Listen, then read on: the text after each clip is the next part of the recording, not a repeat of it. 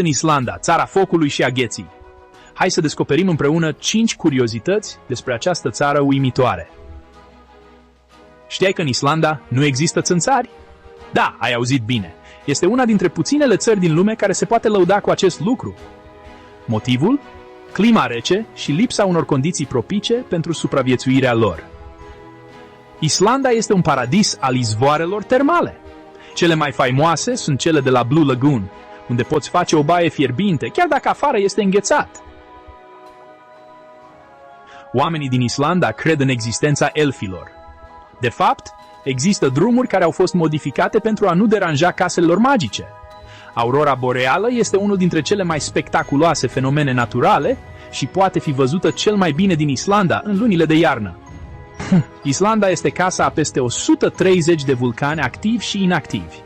Aproape o treime din întreaga țară este formată din lavă vulcanică. Acestea au fost doar câteva dintre minunile Islandei. Tu ce țară ai vrea să explorăm data viitoare? Lasă un comentariu.